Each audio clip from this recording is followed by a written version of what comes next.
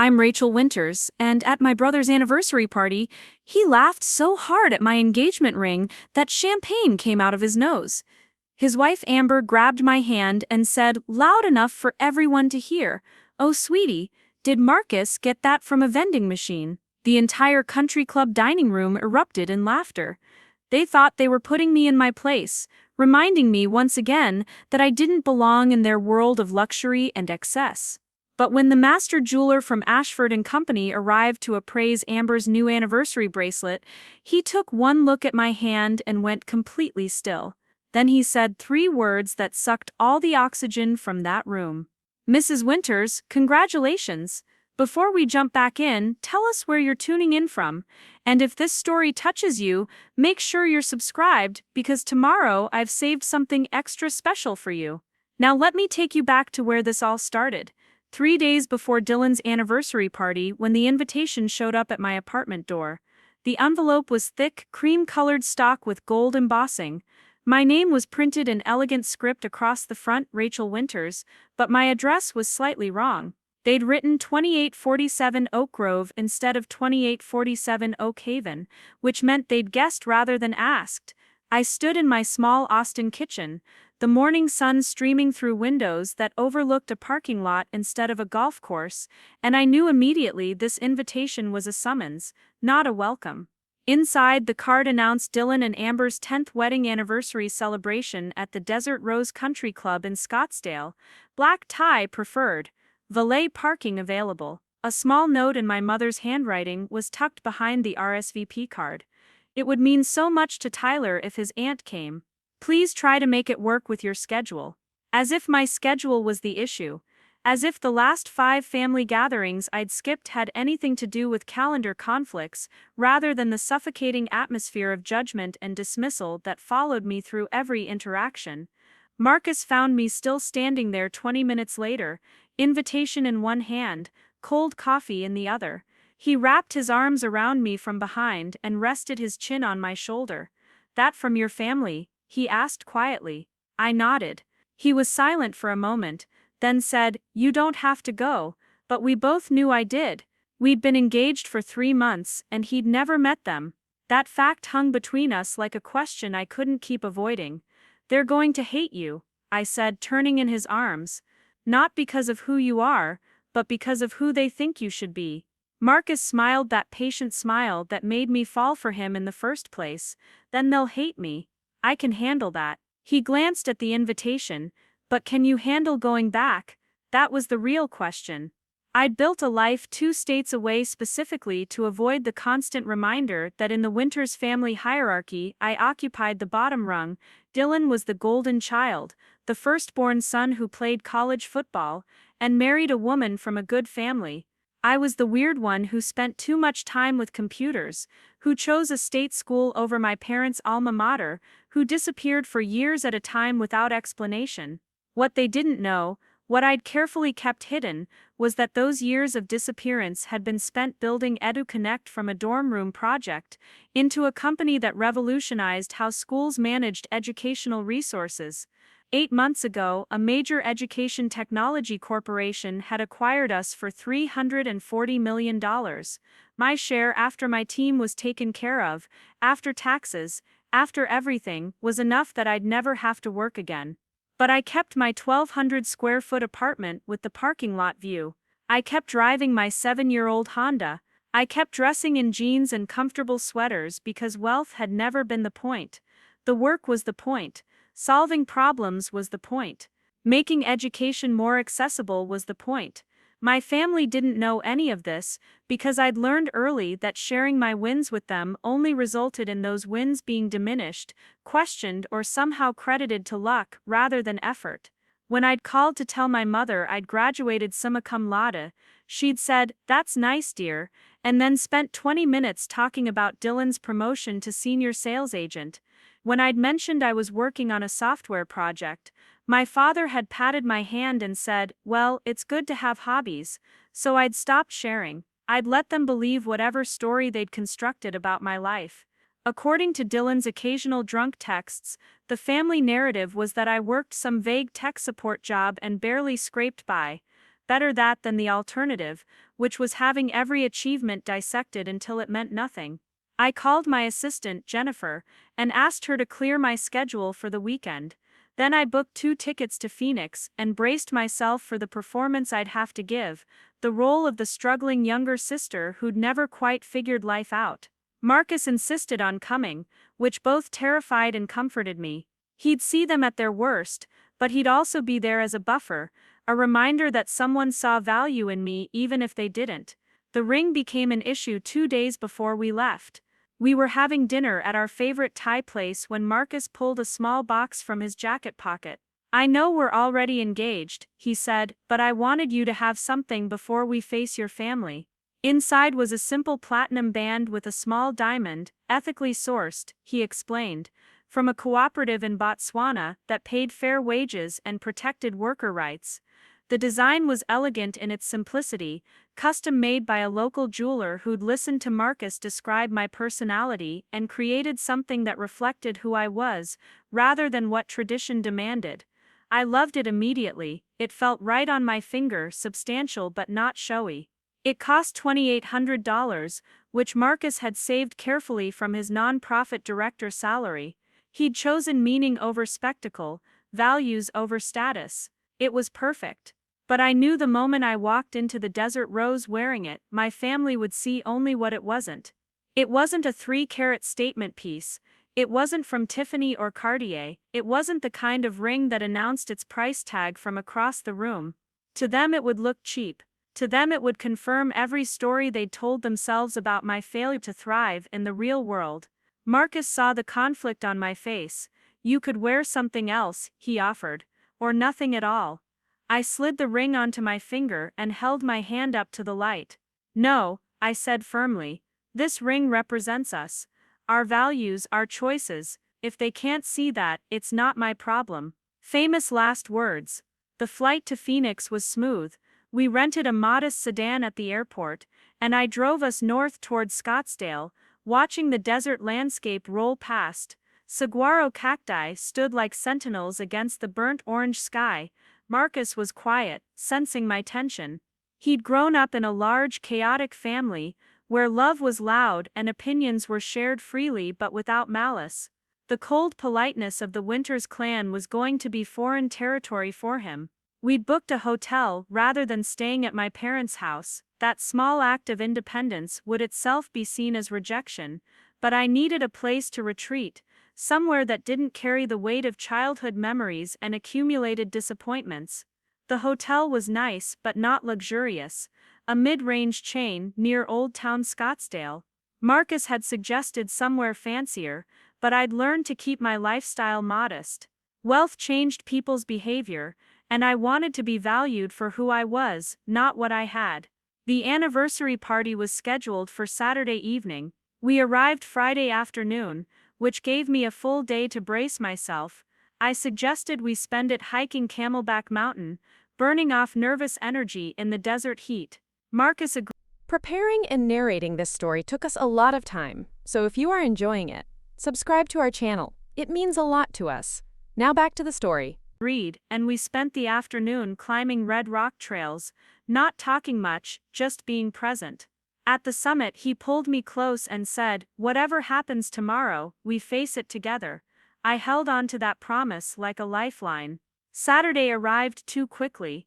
I stood in our hotel room, staring at my reflection in the mirror. I'd chosen a simple black dress, elegant but understated, paired with minimal jewelry except for the engagement ring. Marcus wore a dark suit that fit him perfectly, bought second-hand but tailored to his frame.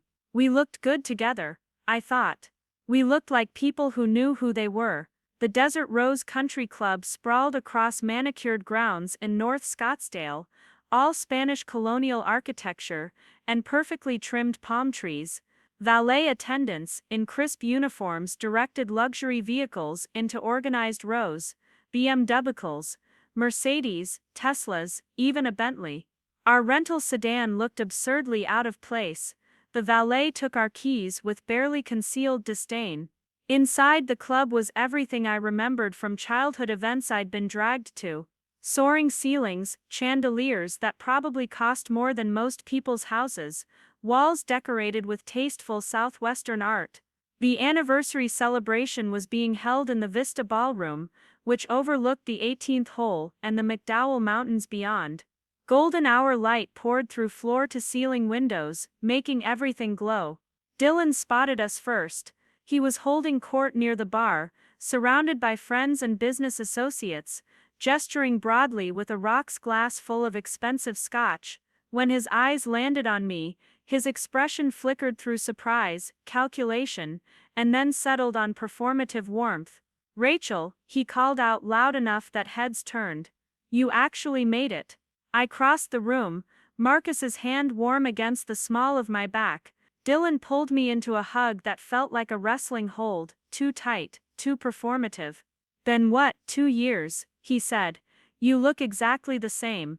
It had been 18 months since Mom's birthday dinner, an event I'd left early after Dylan spent an hour explaining cryptocurrency investments to the table, while simultaneously implying I was too financially illiterate to understand. But I didn't correct the timeline. "You look well," I said neutrally. "Congratulations on 10 years. His eyes shifted to Marcus, and I watched him assess and dismiss my fiancé in the span of 3 seconds. Marcus's suit was nice but not designer. His shoes were polished but worn. His watch was a simple Timex, not a Rolex. Dylan extended his hand with the grip of someone who still believed firm handshakes proved dominance. "Dylan Winters, you must be the boyfriend." "Fiancé," Marcus corrected gently. "Marcus Bennett. Rachel's told me a lot about you." "I'm sure she has," Dylan said with a smirk that suggested he knew exactly what kind of stories I'd shared. "What do you do, Marcus?" "I direct a nonprofit that provides job training and placement services for formerly incarcerated individuals." The silence that followed was profound. Dylan's smile froze. Behind him Amber had materialized, a vision in champagne silk and diamonds that caught the light with every movement. Her hair was professionally styled, her makeup flawless, her entire presentation screaming money and taste.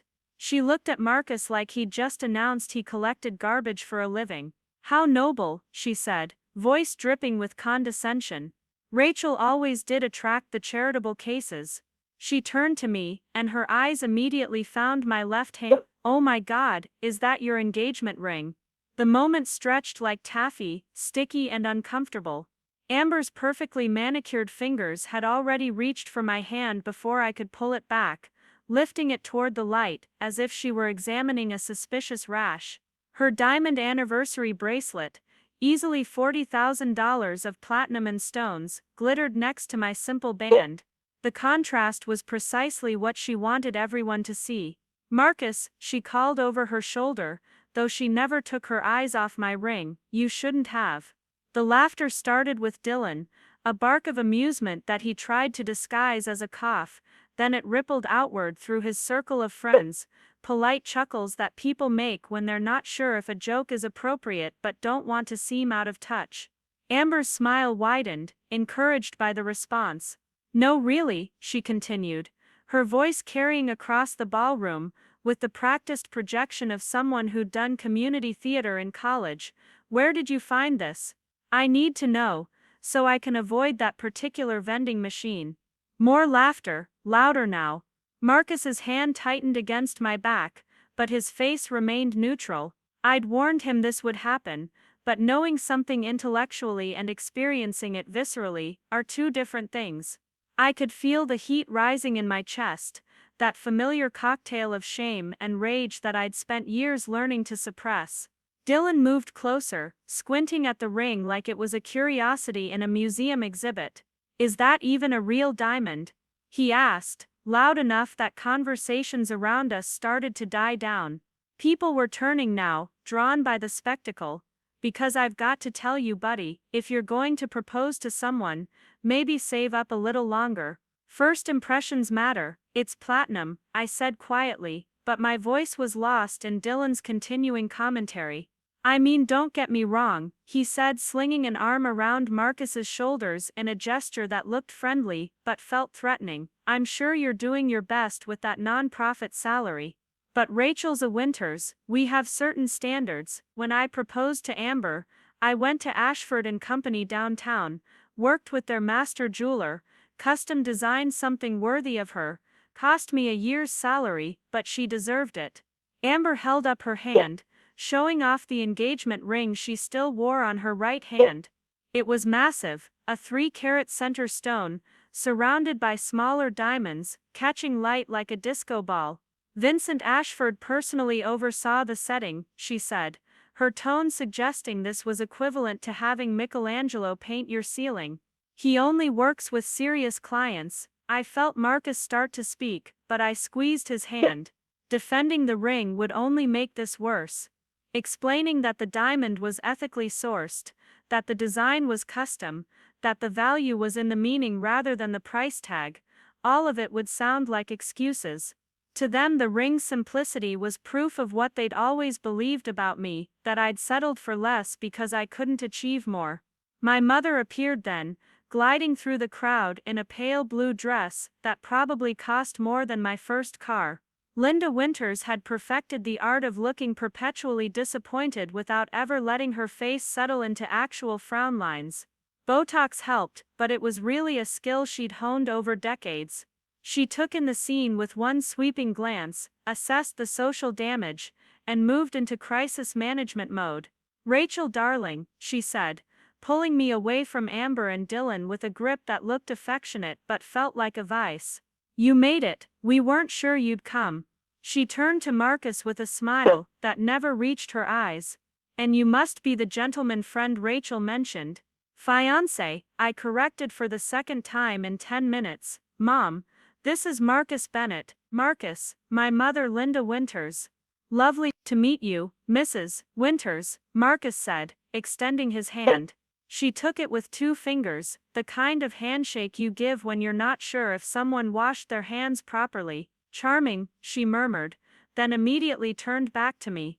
"Rachel, honey, you look tired. Are you still doing that computer thing? You know, we keep telling people you're in technology, but nobody really knows what that means. Maybe you could explain it tonight in terms people can understand."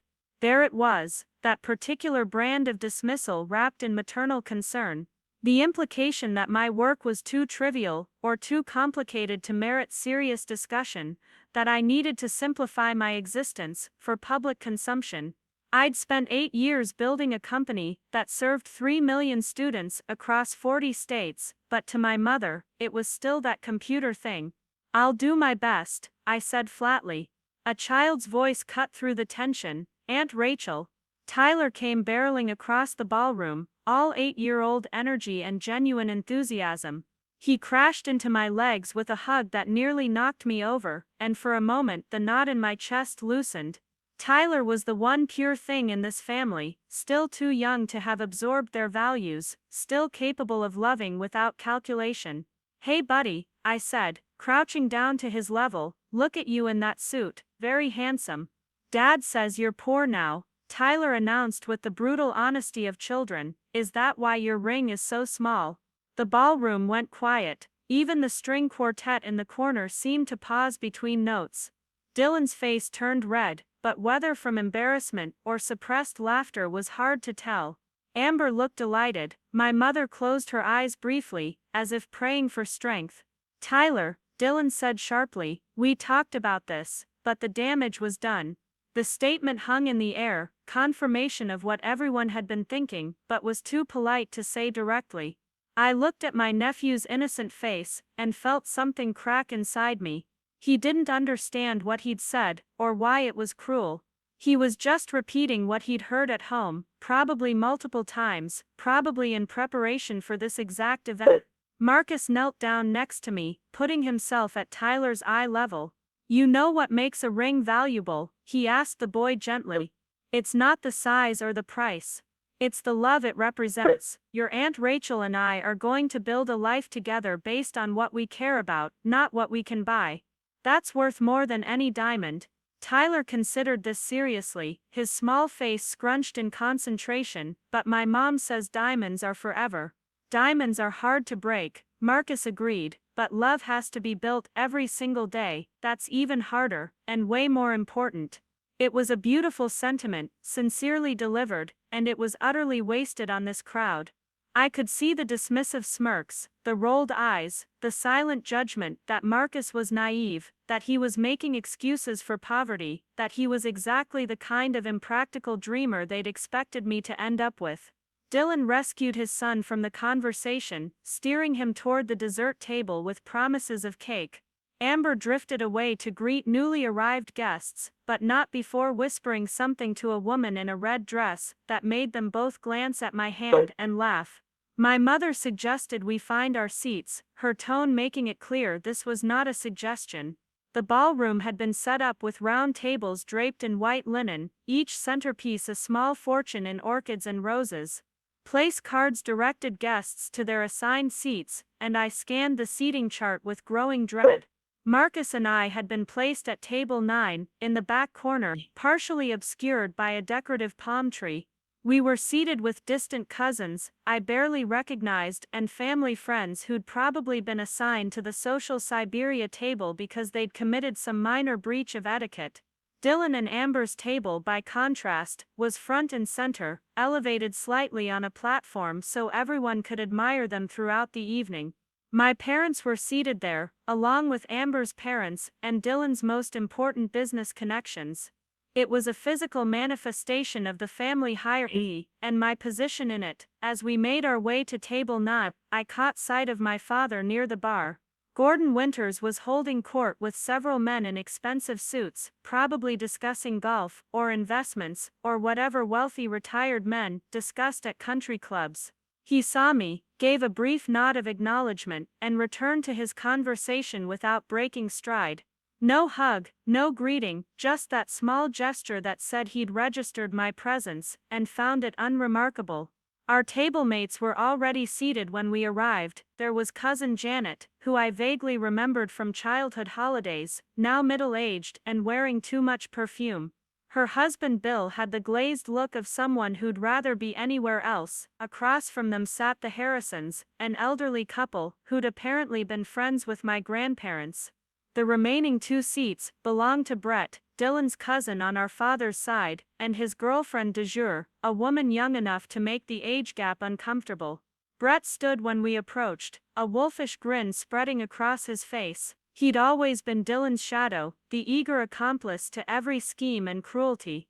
Rachel Winters, he drawled, back from whatever rock you've been hiding under, and you brought a date. How democratic of you. Fiancé, I said for the 3rd time that evening, wondering if I should just wear a sign. Right, Brett said, not even glancing at Marcus. Congrats and all that. He gestured to his girlfriend. This is Tiffany. Tiffany, this is Rachel, the family's little computer nerd. Tiffany gave a disinterested wave, and immediately returned to scrolling through her phone. Brett settled back into his chair with the satisfied air of someone who'd fulfilled his minimal social obligations. Marcus pulled out my chair, a small gesture of courtesy that felt enormous in this environment where manners were performed rather than felt. We sat, and I felt the weight of the evening pressing down on my shoulders. It was going to be a long night. A waiter appeared with champagne, filling glasses around the table. When he reached Marcus, my fiancé placed his hand over the glass. Just water for me, thanks. The waiter nodded and moved on, but I saw Brett's eyebrow raise. Not a drinker? Brett asked, his tone suggesting this was somehow suspect. Not tonight, Marcus replied evenly. I like to stay clear-headed for important events. Important, Brett repeated, tasting the word. I suppose meeting the Winters clan is pretty important. We're kind of a big deal in Scottsdale. Dad's on the city council, Dylan's closing deals left and right, even Amber's interior design business is taking off. We're a family of achievers. The implication was clear, and you don't belong here. I'd heard variations of this speech my entire life, the constant reminder that I was the odd one out, the disappointment, the one who'd failed to live up to the family legacy of conventional success. Cousin Janet leaned forward, her perfume cloud advancing ahead of her. Rachel, dear, I heard you're doing something with computers. Are you fixing them? My grandson does that at the Apple store. Maybe you know him. His name is Kevin. I don't fix computers, I said, trying to keep my voice patient. I developed educational software. Oh, Janet said, her expression suggesting she had no idea what that meant, and no interest in finding out. How nice. I'm sure that's very helpful for someone. The string quartet shifted into a new melody, something classical and romantic that floated over the growing din of conversation. More guests were arriving, the ballroom filling with the kind of people who belonged to country clubs and attended 10th anniversary parties with gift registries at stores I couldn't even pronounce. I watched them air kiss and exchange compliments, performing friendship with the same precision they probably brought to their business negotiations. A woman in a silver dress stopped by our table, her eyes landing on me with sudden recognition. Rachel Winters, oh my goodness, I haven't seen you since high school. I searched my memory and came up empty. She looked vaguely familiar, but high school was a blur of awkward years I'd mostly tried to forget. Hi, I said cautiously. Jessica Thornton. Well, Jessica Marshall now, we had AP chemistry together. You were always so smart, so focused. I remember thinking you were going to do something amazing. Her smile was genuine, which made what came next somehow worse. What are you up to now? Still in school? No, I graduated. I'm working in tech. Oh, how wonderful. My husband's company is always looking for good IT support. I should get your information. The pay isn't great, but it's steady work. I felt Marcus's hand find mine under the table, a lifeline. I'm actually not looking for work right now, I managed, but thank you. Jessica glanced at my ring, and her expression shifted into something like pity. Well, when you're ready, let me know. Everyone needs a good fallback plan. She squeezed my shoulder with the kind of sympathy people reserve for the recently diagnosed and moved on to greet someone more interesting. Jesus, Marcus muttered under his breath. It was the first crack in his composure all evening. Now you see, I whispered back. The Harrisons, who'd been silent up to this point, suddenly came to life. Mr. Harrison leaned forward, his hearing aid whistling slightly. Young man, he addressed Marcus, what branch did you serve in? Marcus blinked, confused. I didn't serve, sir. I work in social services. Mr. Harrison frowned. Social services, you mean welfare, job training and placement for people transitioning from incarceration, Marcus explained. Criminals, Mrs. Harrison said, clutching her pearls, in a gesture so cliché. I almost laughed. You work with criminals. I work with people who've made mistakes and deserve a second chance. Marcus corrected gently. Mr. Harrison sat back in his chair, shaking his head. In my day, we understood that actions have consequences. Coddling criminals doesn't help society. I opened my mouth to defend Marcus, but he squeezed my hand. He could fight his own battles, his grip said. Let it go. But watching these strangers dismiss his work, his passion, his genuine belief in human redemption, made me want to flip the table and walk out. The room's attention suddenly shifted toward the entrance. A man in an impeccable gray suit had arrived, carrying a leather case that suggested business rather than celebration. He was older, maybe 60, with silver hair and the kind of bearing that commanded respect. Even from across the room, I could see expensive watch, hand-tailored suit, shoes that probably cost more than most people's monthly rent. That's Vincent Ashford, Brett said, following my gaze. The jeweler. Amber must have commissioned something special for tonight. The guy's a legend. He only deals with serious money. Vincent Ashford moved through the crowd, like a knife through water, people parting automatically to let him pass. He made his way to Dylan and Amber's table, greeting them with the familiarity of someone who'd done business with them before. Amber practically glowed, standing to air kiss both his cheeks, while Dylan shook his hand with aggressive enthusiasm. I watched this performance with detached interest, until Vincent Ashford's eyes swept the room and landed directly on me. He went completely still, his professional smile freezing in place. Then his gaze dropped to my left hand, to the simple platinum band that everyone had been mocking all evening, and something changed in his expression. He said something to Dylan, who looked confused. Then Vincent Ashford began walking toward our table, with purposeful strides. The conversations around us died down as people noticed his approach. Brett straightened in his chair, probably hoping he'd get some acknowledgement from the legendary jeweler. Cousin Janet actually patted her hair. But Vincent Ashford walked directly to me. He stopped next to my chair, and in the sudden silence of table 9, he spoke 3 words that changed everything. Mrs. Winters, congratulations. The words hung in the air like smoke after a gunshot. Mrs. Winters, not Miss, not Rachel, Mrs. Winters, spoken with the kind of deference that suggested Vincent Ashford knew exactly who I was, and more importantly, what that meant. Every head at table 9 swiveled toward me. Brett's mouth hung open, his glass of champagne frozen halfway to his lips. Cousin Janet's eyes went wide, her hand fluttering to her throat. Even Tiffany looked up from her phone, suddenly interested in the real world. Marcus's grip on my hand tightened, and I could feel the question in his touch. Did you know this was going to happen? I hadn't. I'd been so careful to keep my professional life separate from my family, using layers of LLCs and privacy agreements to ensure the acquisition of EduConnect never made headlines with my name attached. The business world knew me as R.M. Winters, a deliberate choice to avoid both gender bias and family connections. How Vincent Ashford had connected the dots was a mystery I'd need to solve later. Mr. Ashford, I managed, my voice steadier than I felt. I didn't expect to see you here. He smiled, the kind of knowing expression that suggested he was enjoying a private joke. I could say the same. When Amber contacted me about appraising her new bracelet, I had no idea I'd have the pleasure of seeing you again. He glanced at Dylan and Amber's table, where my brother and sister-in-law were watching with expressions of confused irritation. Though I must say the company you're keeping tonight is quite different from our last meeting. The last meeting. My mind raced backward through months of carefully compartmentalized memories. 8 months ago, after the acquisition closed, my attorney had insisted I invest in proper security measures, including a safe deposit box at a private vault for important documents. The vault had recommended Ashford and Company for insuring high-value items.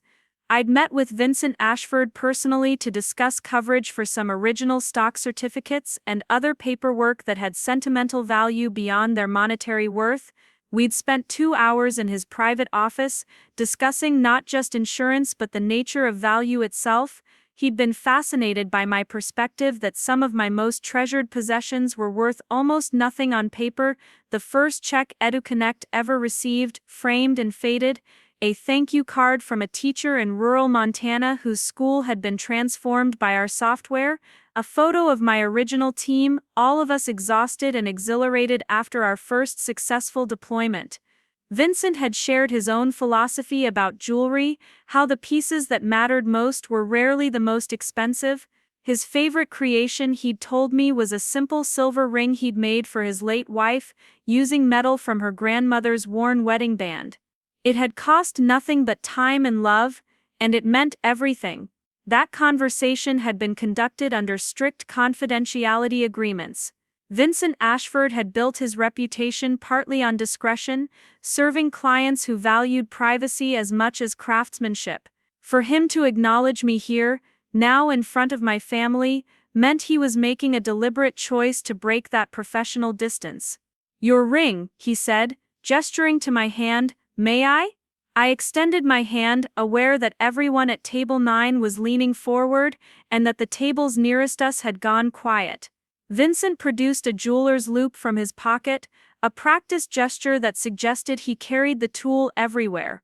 He examined the band with the same intensity I'd seen him apply to million-dollar pieces in his office. "Platinum, ethically sourced diamond, custom setting," he murmured, more to himself than to the audience. Then louder. "This is exceptional work. The proportions are perfect for your hand, the diamond has remarkable clarity, excellent cut, and the engraving inside, I assume that's personal?" I'd forgotten about the engraving. Marcus had added it secretly, a line from a poem we'd read together, "Choose the life that chooses you." Vincent's mentioning it felt like an invasion and a validation all at once. It's personal, I confirmed quietly. Vincent straightened, pocketing his loop. Whoever designed this understood that true luxury is about meaning, not spectacle. This ring reflects excellent taste and genuine thoughtfulness. He paused, his eyes meeting mine with something like conspiracy. Though I suspect you already knew that, given your appreciation for value over ostentation, Brett finally found his voice. Wait, how do you two know each other? Vincent turned to him with the patient expression of someone explaining something to a slow child. Mrs. Winters is a client, we've had the privilege of working together on several matters. He deliberately emphasized the Mrs., as if correcting Brett's assumption that I was still just Rachel, the struggling little sister. Client? Brett repeated, confused. But you only work with, he stopped himself, but the implication was clear. Vincent Ashford only worked with serious money, with people who could afford his exclusive services, with clients who belonged to a completely different financial tier than the struggling tech support worker everyone believed I was. Dylan materialized at the edge of our table, Amber close behind. His face had gone red, a combination of confusion and something that looked like anger.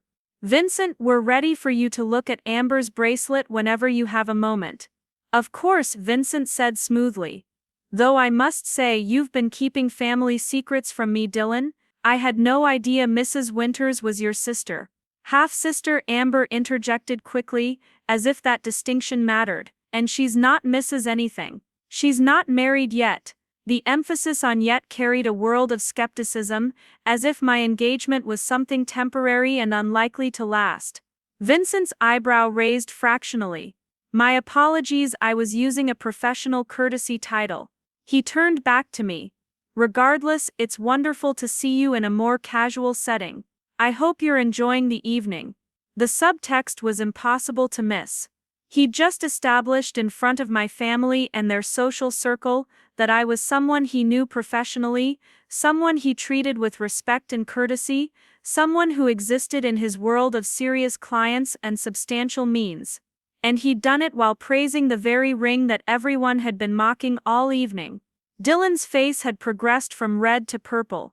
Rachel, what is he talking about? How do you know Vincent Ashford? Before I could answer, my mother appeared, her social antenna having detected the disturbance in the careful hierarchy she'd arranged. What's going on here? Vincent, lovely to see you as always. I hope Dylan and Amber are taking good care of you. They are indeed, Vincent said with practiced charm. I was just complimenting Mrs. Winters on her engagement ring. Truly lovely piece. My mother's smile became brittle. That's very kind of you to say. Though I'm sure it can't compare to the work you did on Amber's engagement ring. That was a masterpiece.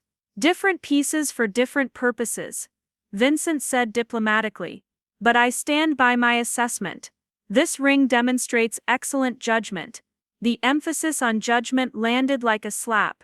Vincent was subtly suggesting that whoever chose this ring, both the giver and the receiver, possessed good taste and wisdom. The inverse implication, that bigger and flashier might indicate the opposite, hung unspoken but understood. Amber's hand went instinctively to her own engagement ring, suddenly defensive. Well, I think we can all agree that 3 carats beats whatever that is. She gestured dismissively at my hand. The carat weight of a diamond has very little to do with its actual value, Vincent said, his tone remaining pleasant but firm. Cut, clarity, color, and origin all factor into worth. And of course, the meaning behind the piece transcends any purely material consideration. He glanced at his watch, an understated Patek Philippe that probably cost more than most cars. Now, if you'll excuse me, I should look at that bracelet. Mrs. Winters, always a pleasure. He gave me a small nod, almost a bow, and walked away. The silence he left behind was deafening. I could feel questions pressing against my skin, dozens of unasked interrogations about how I knew Vincent Ashford, why he'd called me Mrs. Winters, what client relationship he'd referenced. But nobody asked directly. Instead, they stared, recalculating. trying to make sense of information that didn't fit their established narrative. Dylan broke first. "Rachel, we need to talk. Now we're in the middle of your anniversary party," I pointed out. "Then after, don't leave. We're going to figure out what the hell is going on." He stalked away, Amber hurrying after him on heels too high for actual walking. My mother lingered, her expression unreadable. "Rachel, honey, I don't know what kind of game you're playing, but this isn't the time or place for it." "I'm not playing anything, Mom. I'm just sitting here wearing my engagement ring. You know what I mean." Vincent Ashford doesn't just talk to anyone like that. If you've gotten yourself mixed up in something, if you've borrowed money you can't pay back or made promises you can't keep, you need to tell us now before it becomes a family embarrassment. The assumption that my connection to Vincent must involve some kind of deception or debt was so perfectly on brand for my mother that I almost laughed.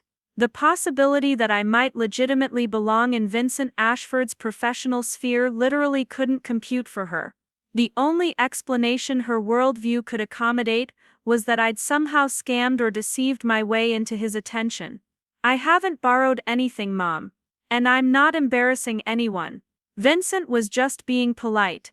"Polite," she repeated, tasting the word like it was spoiled milk. "Men like Vincent Ashford aren't polite for no reason. They're transactional. Which means you have something he wants, or he thinks you do, and when he figures out you don't, the fallout will land on all of us." She walked away before I could respond, leaving behind a cloud of expensive perfume and parental disappointment. Marcus finally released my hand, which had gone slightly numb from his grip. "What just happened?" he asked quietly. "I'm not entirely sure," I admitted. "But I think things just got complicated." Brett was staring at me like I'd grown a second head. "You know Vincent Ashford? Like, actually know him?" "We've met," I said carefully. "How, where, when?" "You have to tell me because this makes absolutely no sense." "It's not that interesting, Brett. I needed some insurance work done. He was recommended. We had a meeting. That's all." "That's not all. He called you Mrs. Winters, he treated you like you were somebody." The phrasing was accidentally revealing. In Brett's world, there were people who were somebody and people who were background noise, and I had firmly occupied the second category until approximately 5 minutes ago. Vincent's acknowledgement had forcibly relocated me, and Brett's entire understanding of family hierarchy was now unstable. Cousin Janet leaned across the table, her perfume intensifying. "Rachel dear, you really must explain. We're all so curious. How does someone in computer support afford Vincent Ashford's services?" The question was designed to sound innocent, but the trap was obvious. Any answer I gave would either sound like bragging or lying. If I downplayed the connection, I'd validate their dismissal. If I explained the truth, I'd sound like I was making grandiose claims. I was damned either way. Marcus saved me. "Rachel has a lot of dimensions people don't see," he said evenly. "Maybe that's by design." It was a perfect non-answer that suggested depth without providing details. Brett looked frustrated, clearly wanting more information but unable to demand it without sounding desperate. Janet sat back, unsatisfied but momentarily stymied. The string quartet launched into something upbeat, a signal that dinner service was about to begin. Waiters appeared with the first course, some kind of sculptural salad that looked more like art than food. Conversations resumed around the ballroom, though I could feel glances still drifting our way, speculative and confused. Dylan and Amber were in heated whispered conversation at their table. My father had joined them, his expression grave, like they were discussing a military crisis rather than a social confusion. My mother stood nearby, arms crossed, occasionally interjecting what looked like sharp observations. I'd seen this formation before, the family closing ranks to address a threat or manage a problem. Apparently, I had become a problem that required management. Across the room, Vincent Ashford was examining Amber's bracelet with professional attention, using his loupe and making small appreciative sounds. but I noticed his gaze kept drifting back to our table, a small smile playing at his lips. He was enjoying this. I realized. Whatever disruption he'd caused, whatever questions he'd raised, he'd done it deliberately. But why? The Vincent Ashford I'd met in his office had been professional, discreet, careful about client confidentiality. This public acknowledgement was completely out of character, unless he had a specific reason for it. I replayed our conversation from 8 months ago, looking for clues. He'd asked about my family during that meeting. I remembered now. Casual questions about whether I was close to them, whether they knew about my success. I'd been vague, uncomfortable, and he'd picked up on it with the emotional intelligence that probably served him well in his business. When people don't celebrate your wins, he'd said, it's often because those wins make them uncomfortable with their own choices. At the time, I'd thought it was just friendly wisdom. Now I wondered if he'd been filing that information away, waiting for a moment when he could use it. The salad course ended and was replaced by some kind of beef dish with a reduction sauce that looked like calligraphy on the plate.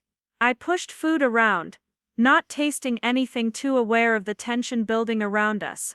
Brett kept glancing at me and whispering to Tiffany, who'd abandoned her phone to join the speculation. The Harrisons had given up trying to understand what was happening, and were focused on their dinner with the determination of people who'd learned to tune out family drama. Marcus ate steadily, his presence next to me an anchor. Every few minutes, he'd touch my arm or my back, small gestures of solidarity that reminded me I wasn't alone in this. Whatever was coming, we'd face it together. Dinner concluded with some kind of deconstructed dessert that required a manual to understand. Then Dylan stood, tapping his champagne glass to signal for attention. The room quieted, all eyes turning to the elevated table where he and Amber presided over their celebration. First, I want to thank everyone for being here tonight. Dylan began, his voice carrying the practiced confidence of someone who'd given many toasts. 10 years ago, I married the most amazing woman I'd ever met. He gestured to Amber, who smiled radiantly. She's been my partner, my support system, my inspiration. Together we've built an incredible life. He went on, detailing their accomplishments. The house they'd renovated, the European vacation properties they'd acquired, his rapidly growing real estate portfolio, Amber's expanding interior design business, Tyler's acceptance into an exclusive private school. Every sentence was a small monument to their success, and the subtext was clear. This is what a proper Winters family looks like. We've been blessed beyond measure. Dylan continued. Blessed with family who supported us. He raised his glass toward our parents, who beamed. Blessed with friends who believed in us. A gesture to the crowd. And blessed with the wisdom to make smart choices about what matters in life. That last line felt aimed directly at me. So please join me in toasting to 10 more years of growth, prosperity, and surrounding ourselves with excellence. Glasses raised. Crystal chimed. Everyone drank except Marcus, who'd stuck with water, and me, who suddenly couldn't swallow past the lump in my throat. Because Dylan's speech had been masterfully crafted to celebrate his success, while simultaneously highlighting everything I supposedly lacked: partnership, support, smart choices, excellence. The implication that I possessed none of these things was clear to everyone in the room. As the applause died down, Amber stood. I also want to say thank you, she said, her voice carrying less practiced ease than Dylan's but equal determination. Especially to Vincent Ashford, who's here tonight and who created the most beautiful pieces to commemorate this milestone. Vincent, who'd been seated at a side table, stood and nodded graciously.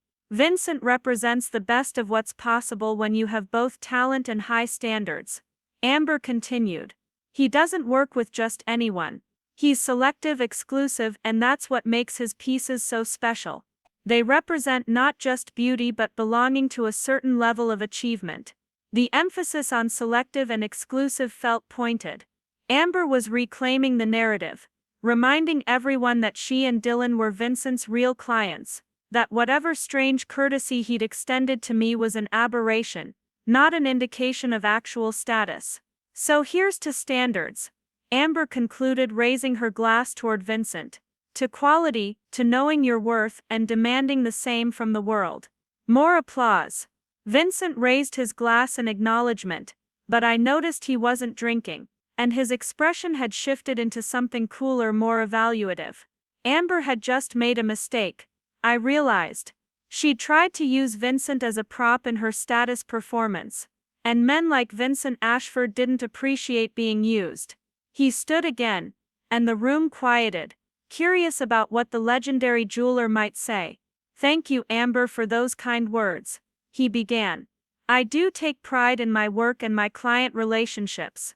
You're right that I'm selective. I choose to work with people who understand that true value isn't about price tags or exclusivity. It's about meaning, intention, and integrity. He paused, letting that sink in. Over my career, I've created pieces for celebrities, politicians, royalty. I've handled stones worth millions. But the projects I'm proudest of are the ones where the client truly understood what they were commissioning, where the piece told a story, where the sentiment mattered more than the status. His eyes found mine across the room. Those are the clients I remember. The ones who know the difference between cost and worth, between showing off and showing up, between what glitters and what truly shines. The room was silent. Amber's smile had frozen in place. Dylan looked confused, trying to determine if Vincent had just insulted them or complimented them. So thank you for including me tonight, Vincent finished. It's been illuminating. He sat down, and the conversations that erupted were noticeably louder, more agitated. People were trying to parse what had just happened, whether Vincent Ashford had just delivered a subtle rebuke to his hosts while defending a guest they'd been mocking. Brett turned to me, his expression somewhere between awe and anger. What did you do to him? Did you sleep with him or something? Because that's the only way any of this makes sense. Marcus's hand slammed on the table hard enough to rattle the glasses. Watch your mouth. Brett raised his hands in mock surrender. I'm just saying, something's going on here that we don't understand. And Rachel's at the center of it. He wasn't wrong about that. I was at the center of something, a collision between the life I'd built and the family I'd left behind. Vincent Ashford had somehow become the catalyst, the person who decided to shine a light on contradictions I'd worked hard to keep hidden. My phone buzzed in my clutch. A text from an unknown number. When you're ready to stop hiding, I have information you'll want to see. Private office tomorrow at 10. Bring your fiancé. This concerns both of you. It was signed simply. Vi showed the message to Marcus. His eyebrows rose and he leaned close to whisper in my ear. I think we just got invited to the principal's office. More like the jeweler's confessional. I whispered back. Whatever Vincent knows, he's decided we need to know it too. The question was, what had he discovered? And why did he care enough to get involved in my family drama? The answer, I suspected, was going to change everything about this carefully maintained separation between my two lives. The rest of the anniversary party passed in a fog of forced smiles and whispered speculation. I could feel eyes tracking me across the ballroom, conversations pausing as I walked past, the weight of unanswered questions pressing against my skin like humidity before a storm. Dylan and Amber held court at their elevated table, but their laughter sounded brittle now, performative rather than genuine. My mother circulated through the crowd doing damage control, her expression tight with the effort of maintaining appearances while her carefully constructed family narrative crumbled around the edges. Marcus and I left as soon as it was socially acceptable, slipping out during the cake cutting when everyone's attention was focused on Dylan and Amber posing with an elaborate four-tier confection. The valet brought our rental car with the same barely concealed disdain as earlier, but this time I caught him glancing at my hand, at the ring that Vincent Ashford had praised, and his expression shifted into uncertainty. Even the country club staff had heard about the exchange, gossip traveling through the service corridors faster than champagne could be poured. Back at the hotel, I kicked off my heels and collapsed onto the bed, my whole body aching with tension I'd been holding for hours. Marcus sat beside me, loosening his tie. That was the most emotionally exhausting event I've ever attended, and I once spent 6 hours mediating between rival gang members in a prison visitation room. Despite everything, I laughed. Welcome to the Winters family experience. Now you understand why I moved to Austin. I understand why you moved to another planet, he corrected. But Rachel, we need to talk about what happened. Vincent Ashford clearly knows something about you that your family doesn't. And tomorrow at 10, he's apparently going to tell us what that something is. I stared at the ceiling, at the generic hotel light fixture, and felt the walls I'd built between my two lives finally cracking wide open. I've been keeping secrets, I said quietly. Big ones. Marcus waited, patient as always, giving me space to find the words. You know I worked in tech. You know I built educational software. What you don't know is how successful it became. I turned to look at him. 8 months ago, EduConnect was acquired by a major education technology corporation. The sale price was $340 million. His eyes widened, but he stayed silent. Processing. My share, after taking care of my team and paying taxes, was substantial enough that I never have to work again. I'm not wealthy in the billionaire sense, but I'm financially secure in ways most people never achieve. The words felt strange in my mouth, like speaking a foreign language. I kept it quiet because every time I've shared success with my family, they've found ways to diminish it, take credit for it, or make me feel guilty about it. So this time I just didn't tell them. Marcus absorbed this for a long moment. The apartment, the old car, the modest lifestyle, that's all deliberate choice. I like my life simple. Money doesn't change what matters to me. But yes, I could afford more. I just don't want more. And Vincent Ashford knows this because after the acquisition my attorney insisted I take certain security measures. Part of that included ensuring important documents at a private vault. Vincent's company handles high-value insurance for collectors and people with assets they want to protect. I met with him to arrange coverage, and we had a long conversation about value and meaning. He impressed me. He seemed to understand that the worth of something isn't always measurable in dollars. Marcus leaned back against the headboard, a slow smile spreading across his face. So when he saw you tonight, saw your family treating you like you were nothing, mocking your ring, dismissing your choices, he decided to drop a hint that maybe they didn't know everything they thought they knew. That's my best guess. Though I have no idea what he wants to tell us tomorrow. Only one way to find out. Marcus pulled out his phone, checking the address Vincent had included in his text. Ashford and Company, downtown Scottsdale. Private appointments only. This should be interesting. We spent the rest of the evening in relative quiet, ordering room service and watching mindless television, both of us processing the evening in our own ways. My phone buzzed periodically with texts from family members demanding explanations, but I ignored them all. Whatever conversations needed to happen could wait until after tomorrow's meeting with Vincent. Sleep came eventually, restless and populated with anxiety dreams about standing in front of crowds who couldn't see me, no matter how loud I shouted. Morning arrived too quickly. We dressed carefully, business casual rather than the formal wear of the previous night. I chose simple black pants and a gray blouse, professional but not intimidating. Marcus wore dark jeans and a button-down shirt, striking a balance between respect and his usual casual style. We skipped breakfast, both too nervous to eat. The drive to downtown Scottsdale took 20 minutes through morning traffic. Ashford and Company occupied a discreet building on Main Street, the kind of place you'd walk past without noticing unless you knew what you were looking for. No flashy signage, just a small brass plaque beside an unmarked. Security cameras watched us approach. I pressed the buzzer and a voice came through the intercom. Name please. Rachel Winters. I have an appointment with Mr. Ashford. The door clicked open, revealing a small lobby with marble floors and muted lighting. A receptionist, elegant and probably in her 50s, greeted us with a professional smile. Miss Winters. Mr. Bennett. Please follow me. Mr. Ashford is expecting you. She led us through a hallway lined with display cases showcasing exquisite jewelry pieces, each one a small work of art.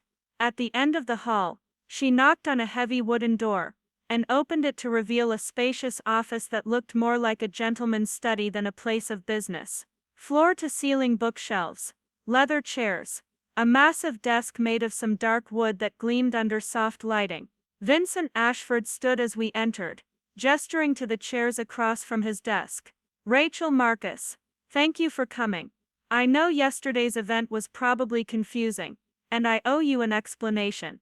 We sat and Vincent settled into his own chair with the ease of someone completely comfortable in his environment. He pulled a folder from his desk drawer and placed it carefully on the surface between us.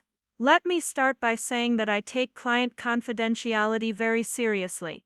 I would never have acknowledged you publicly last night if I didn't have a very good reason. He paused, his expression grave. 3 weeks ago, a man came to see me. He wanted to commission a custom piece, something substantial. During our conversation, he mentioned he was managing a family trust and expected a significant payout soon from his sister's technology work. My stomach dropped. The man was Brett Winters, your cousin.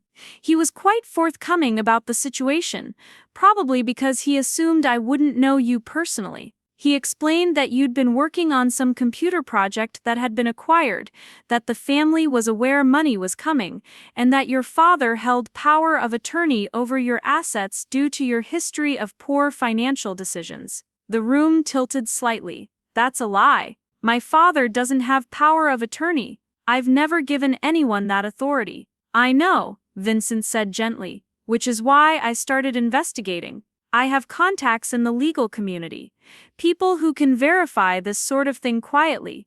What I discovered was concerning. He opened the folder and slid several documents across the desk. The first was a power of attorney form with my signature at the bottom, dated 3 months ago, notarized by someone named J. Hastings in Scottsdale. I never signed this, I said, my voice shaking. I've never been to a notary in Scottsdale. I've been in Austin for years.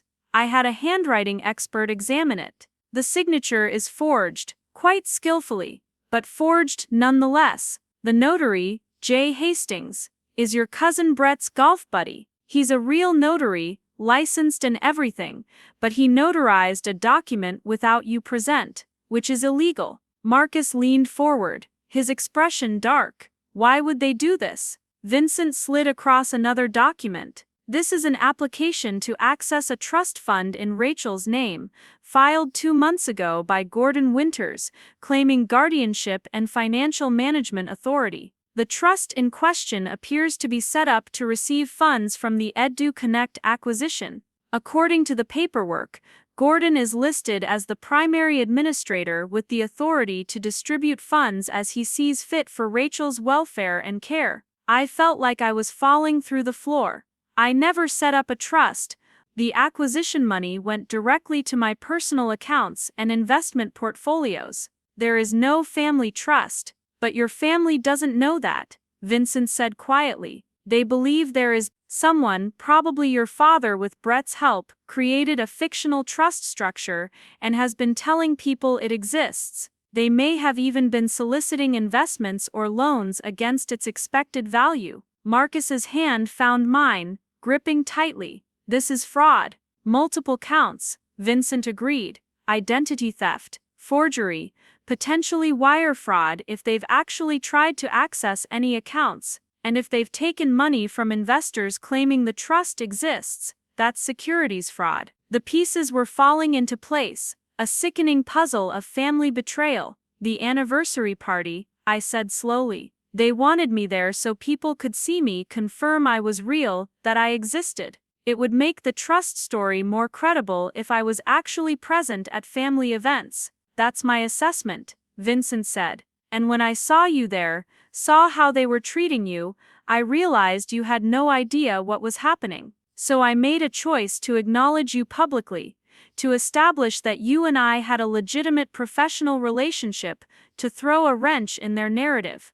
I sat back, my mind racing through implications. If they've told people about this trust, if they've made financial promises based on it and then it turns out not to exist, they're going to face serious consequences. They should face serious consequences, Marcus said firmly. Rachel, they forged your signature. They're trying to steal from you. Vincent cleared his throat. There's more. I made some additional inquiries. Your father has been making large purchases recently, things he can't afford on his retirement income. A new car, home renovations, membership dues at the country club that are significantly past due but suddenly got paid. He's been telling people the money came from successful investments, but the timing suggests he's been taking loans against this fictional trust. Who would loan money without verifying the trust exists? I asked. Family, friends, people who trust the Winters name, people who wouldn't think Gordon would lie to them. Vincent's expression was sympathetic but firm. Your family has been living on borrowed money and borrowed time,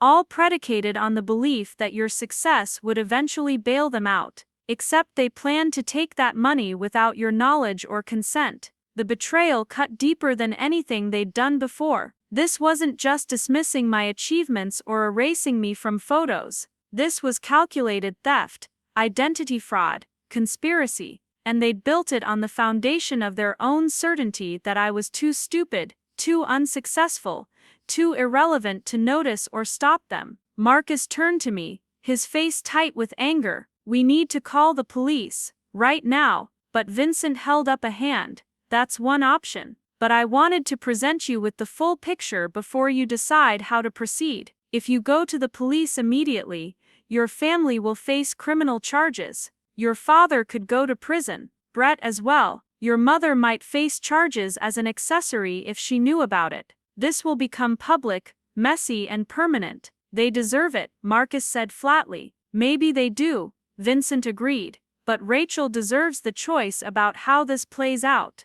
There are other options. I looked at him waiting. You could confront them privately with this evidence. Give them the opportunity to undo what they've done, return any money they've taken, and publicly correct the false narrative. You could force accountability without criminal prosecution. And if they refuse, I asked, then you escalate. But you try the private route first, give them a chance to do the right thing. And if they don't, then you bring in the authorities with the moral high ground firmly on your side. Marcus shook his head. People like this don't just admit fault and make things right, they'll deny, deflect, blame Rachel for causing trouble. Probably, Vincent acknowledged, but the attempt matters. For Rachel's sake, if nothing else, because living with the knowledge that you sent your father to prison without giving him a chance to fix it, that's a heavy burden to carry. We sat in silence, the weight of the decision pressing down on all of us. Vincent was right that I deserved the choice,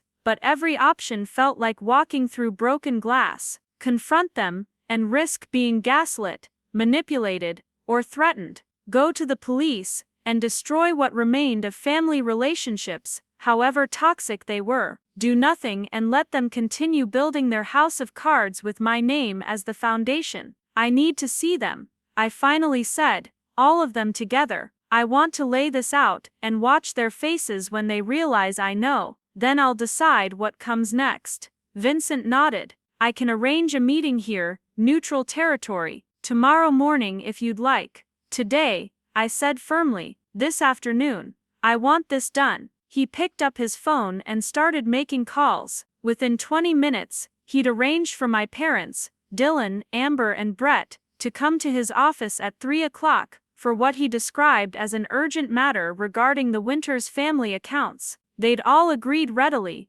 probably assuming Vincent was going to help them access the fictional trust money. Marcus and I left the office and drove aimlessly around Scottsdale, killing time until the afternoon confrontation. We stopped for coffee at a small cafe, sat outside in the desert heat, and barely spoke. There was too much to process. Too many emotions competing for space in my chest.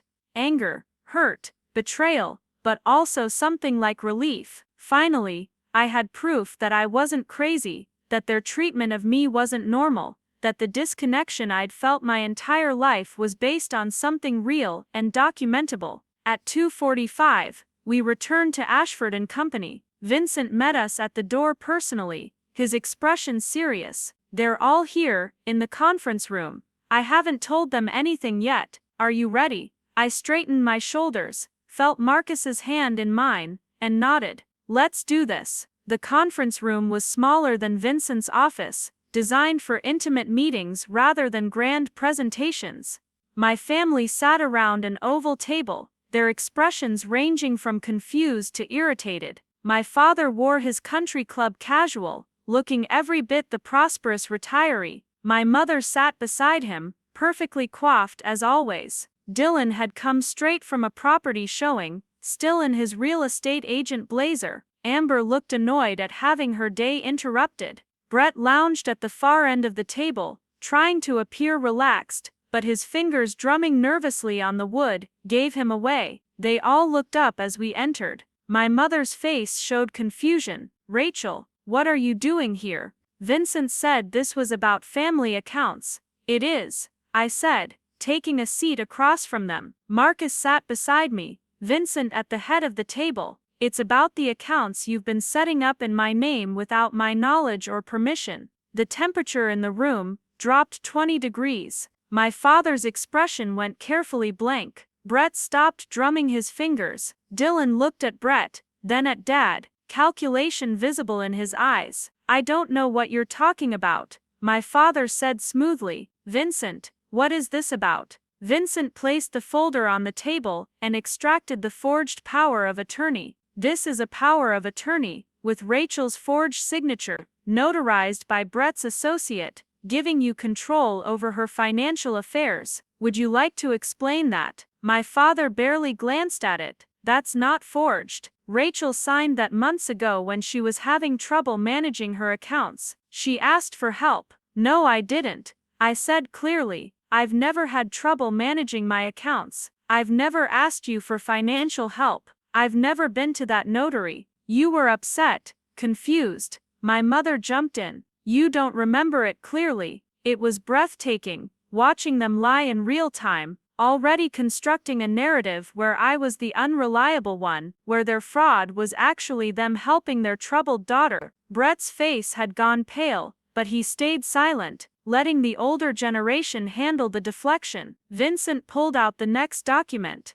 "This is an application to access a trust fund that doesn't exist. You've been telling people Rachel has money coming from a business sale, and you're managing it for her, but there is no trust. The acquisition money went directly to Rachel's personal accounts, which you have no legal access to." "That's not what we were told," Dylan said, his voice rising. "We were told there was a trust, that it was family money." "Who told you that?"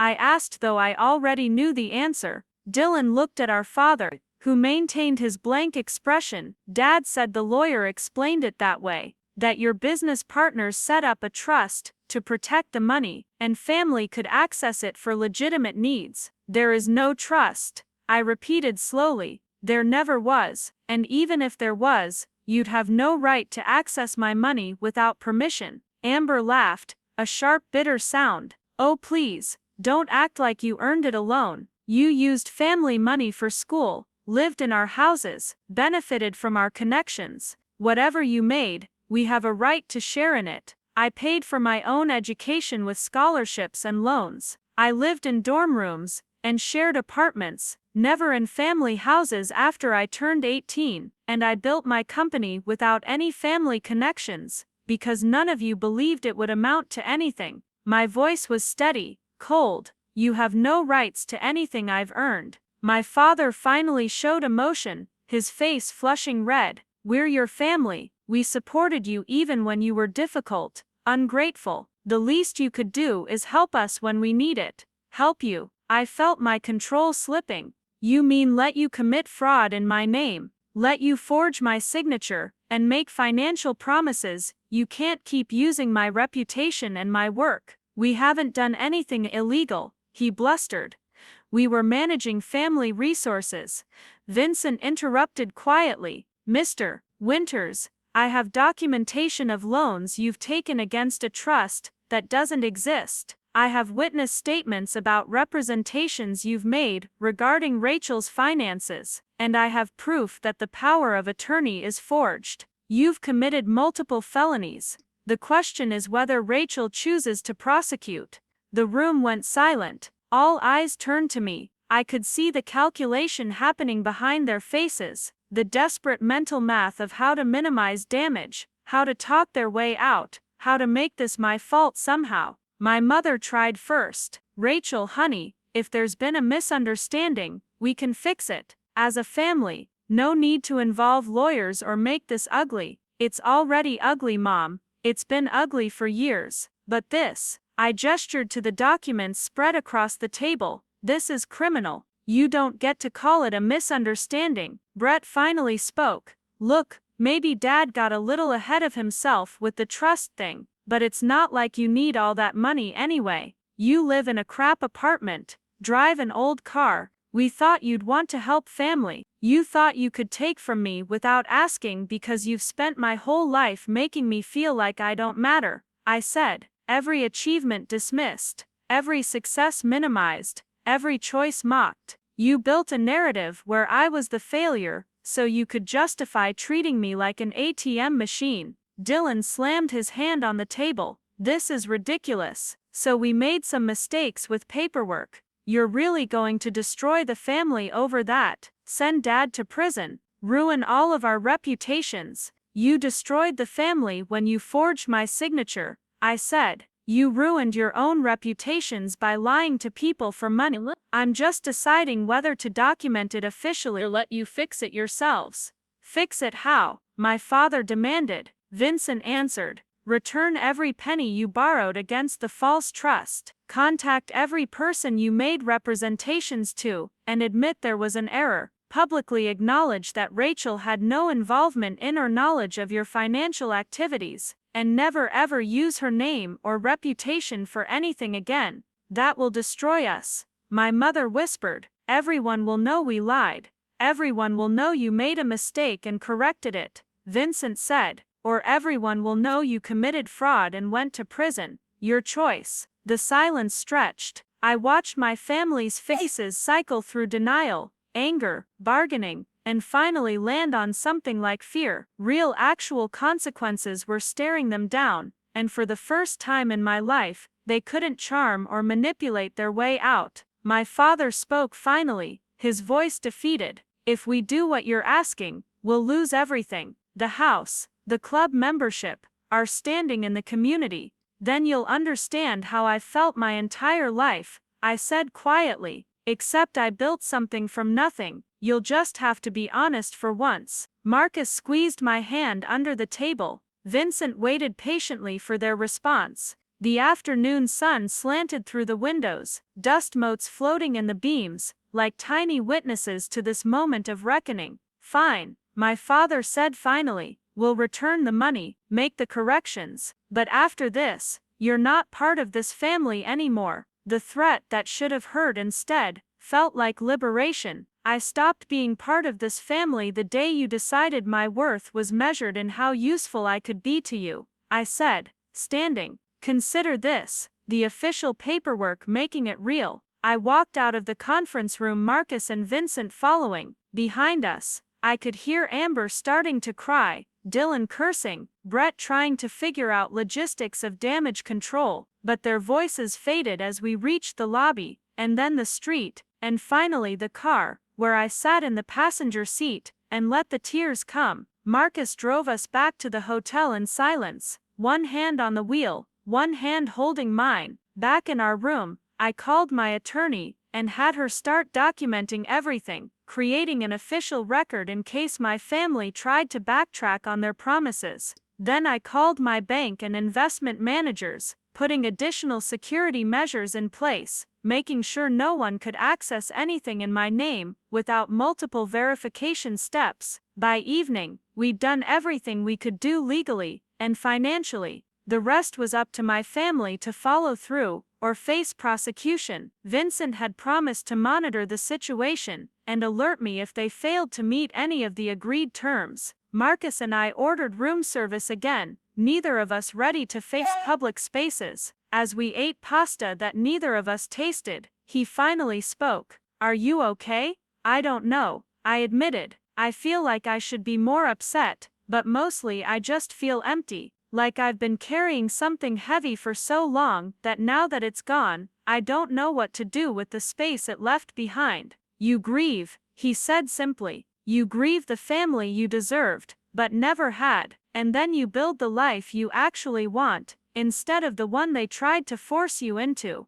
We flew back to Austin the next morning, leaving Scottsdale and the winter's family drama behind. Over the following weeks, I received updates from Vincent. My father had indeed returned borrowed money, though it required selling their second car and taking a loan against the house. Brett had issued corrections to people he'd spoken with, claiming there had been confusion about family assets. Dylan had quietly removed any mention of family wealth from his real estate marketing materials. They were following through, probably because the alternative was prison, but they were doing it. And I was letting them because while they deserved punishment, I didn't deserve to carry the guilt of sending my father to prison for the rest of my life. 3 months later, I sat in my Austin apartment, now officially on the market. Marcus and I had decided to buy a house together, nothing flashy, but something that was ours. The ring on my finger caught the light, simple and perfect and representing everything about value that my family had never understood. My phone rang, an unknown Scottsdale number. I almost didn't answer, but curiosity won. "Rachel?" Tyler's voice, small and uncertain. "It's me, Tyler."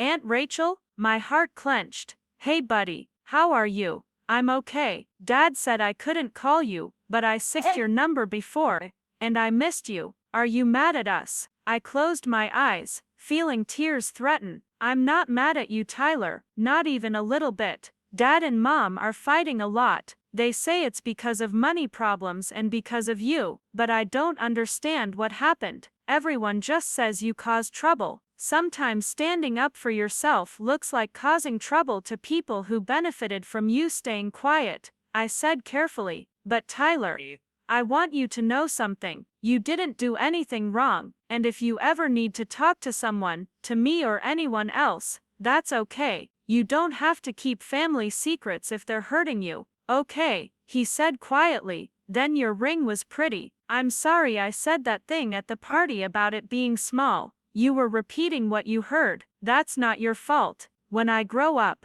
I want to give someone a ring that means something, like yours, not just an expensive one." I smiled through tears. "That's a good goal, buddy. Hold on to that." We talked for a few more minutes before he had to go, probably before his parents discovered he'd called. But that conversation stayed with me, a small seed of hope that maybe the next generation could break the cycle, could value people over possessions, meaning over money. Marcus found me on the couch later, holding my phone and crying. He sat beside me, pulled me close, and let me process everything without trying to fix it. Because some things can't be fixed, only survived, and eventually transcended. 6 months later, we got married in a small ceremony in Austin, surrounded by friends who chose to be family. No country clubs, no expensive venue, just genuine people celebrating genuine love. I wore a simple dress.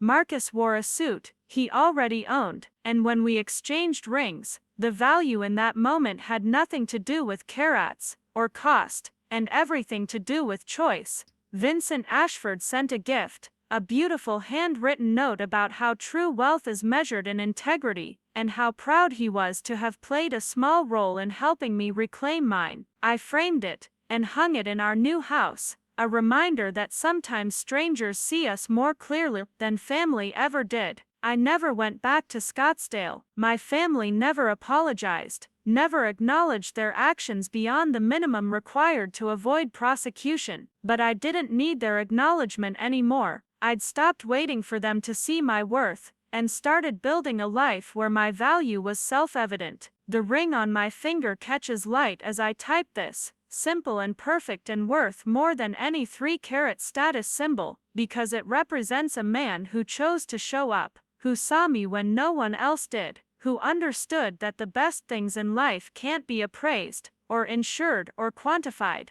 Sometimes the family you're born into teaches you exactly what kind of family you don't want to build, and sometimes that's the most valuable lesson of all. The first year after the confrontation passed in a strange rhythm of endings and beginnings, Marcus and I settled into our new house, a modest craftsman-style home in a quiet Austin neighborhood, where people waved from their porches, and nobody cared about country club memberships or designer labels. I kept working, not because I needed the money, but because the problem still mattered. Educational equity doesn't solve itself just because you have financial security. I started a foundation, quietly funded but aggressively managed, focused on providing technology resources to underfunded schools. Every grant application was reviewed personally. Every school visit reminded me why the work mattered more than the wealth. Marcus continued at his nonprofit, and we'd spend evenings comparing notes about the people we'd helped, the systems we were trying to change, the small victories that kept us going.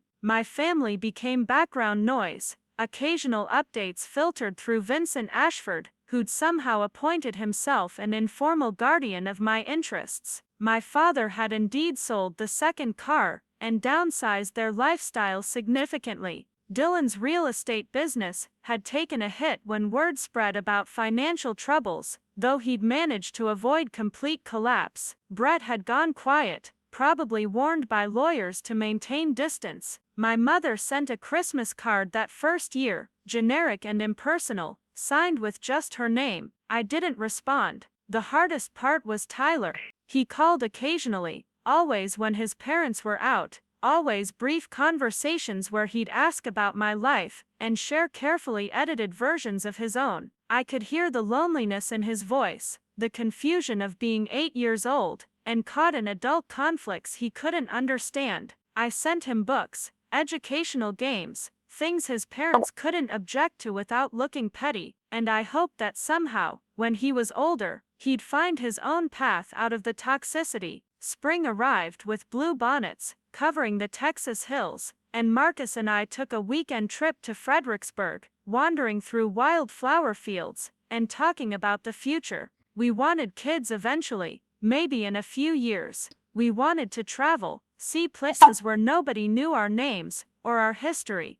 We wanted to build something that mattered, together, without apology or explanation. It was during that trip, sitting on a hillside, watching the sunset paint the sky in shades of orange and pink, that Marcus brought up the question I'd been avoiding. Do you think you'll ever talk to them again? Your family? I considered it, really considered it, turning the possibility over in my mind like a stone. I don't know. Part of me wants to believe people can change, that maybe someday they'll understand what they did and actually feel remorse. But I've spent too many years waiting for them to see me, to value me, to treat me like I mattered. I can't spend the rest of my life waiting for an apology that might never come. That's fair, Marcus said, his hand finding mine in the grass. You don't owe them forgiveness, just because they're family. Sometimes the healthiest thing is to just let it go and move forward.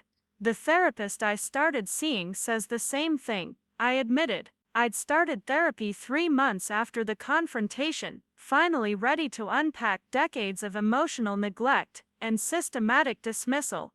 It was hard work, confronting the ways I'd internalized my family's narrative, the beliefs I'd absorbed about my own worth, but it was necessary work, the kind that couldn't be avoided if I wanted to build something healthy and whole. Marcus pulled me closer, and we sat in comfortable silence as the sun disappeared below the horizon. This was what peace felt like, I realized.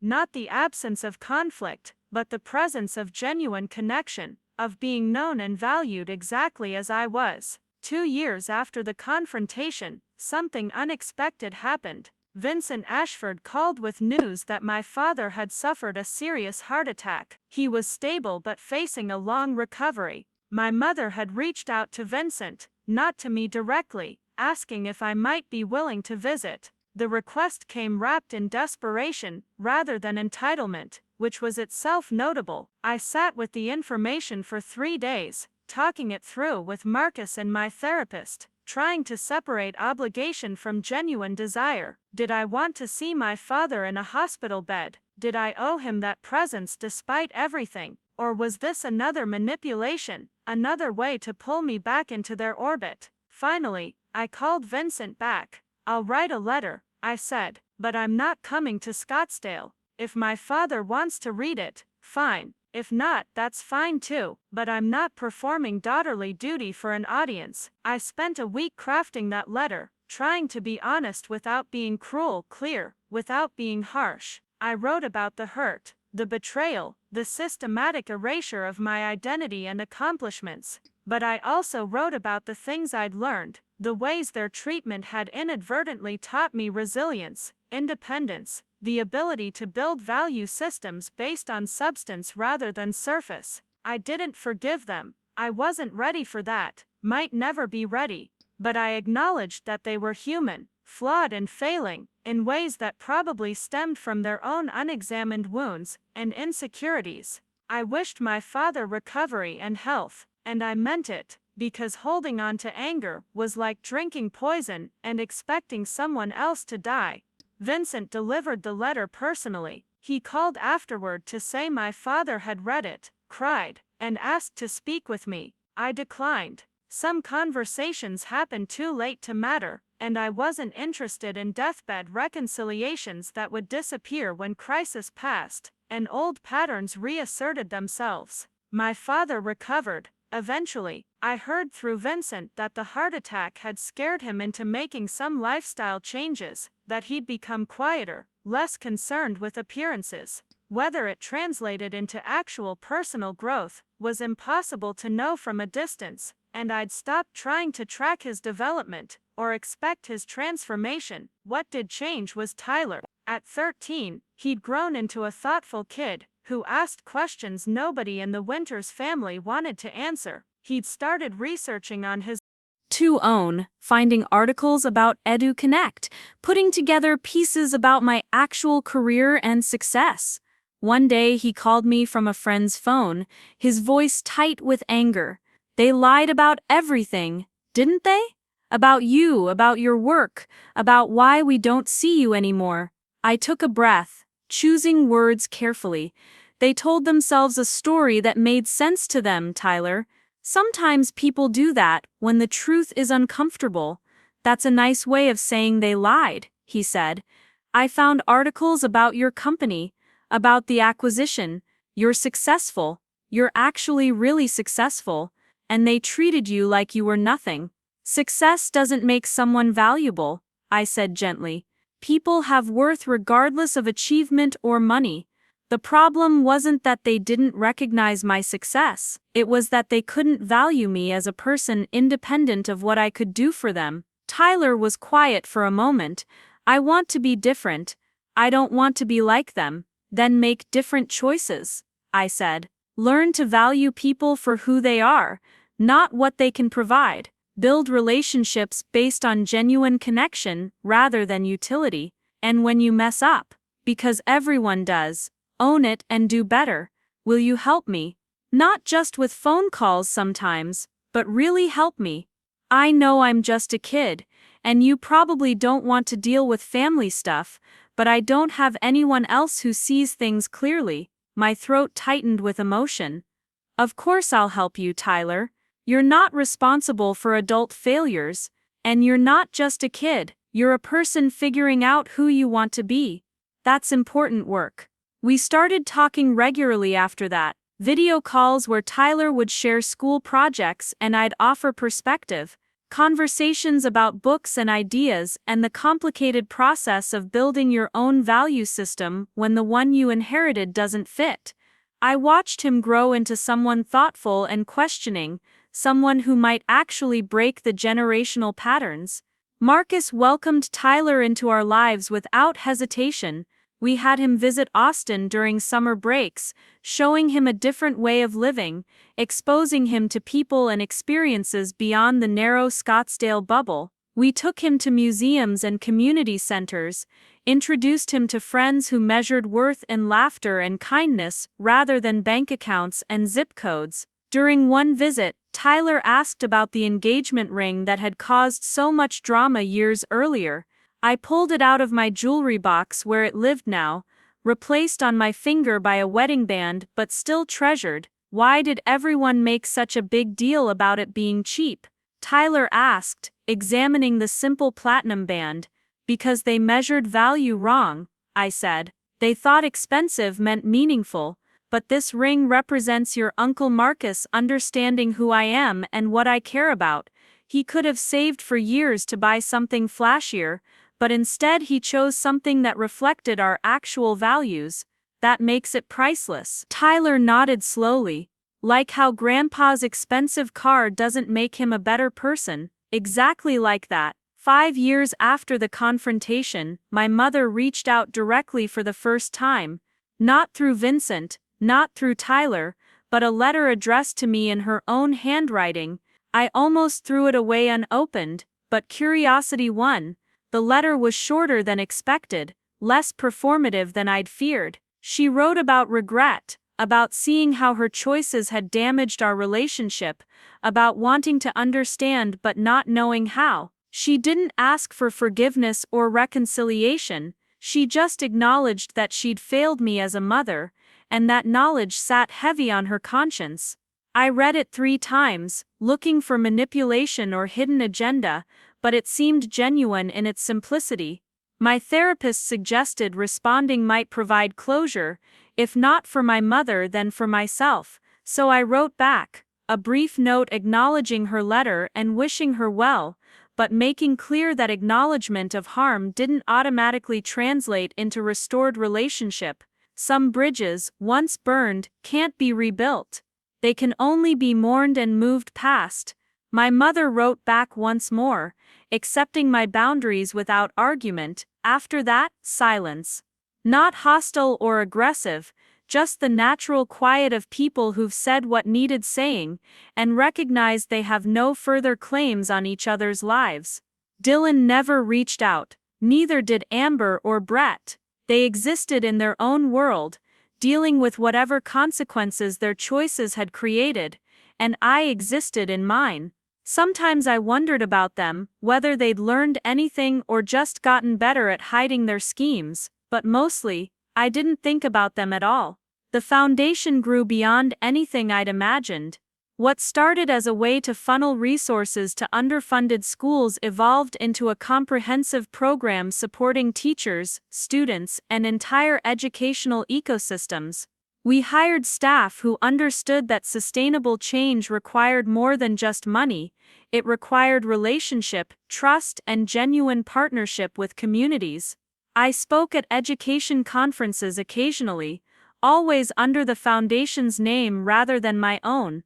The work mattered more than the recognition, and I'd learned that visibility wasn't always an asset. Some of the most important change happens quietly, in classrooms where teachers finally have the resources they need, in students who discover potential they didn't know they possessed. Marcus and I did eventually have kids, twins who arrived in a chaotic rush and transformed our lives completely.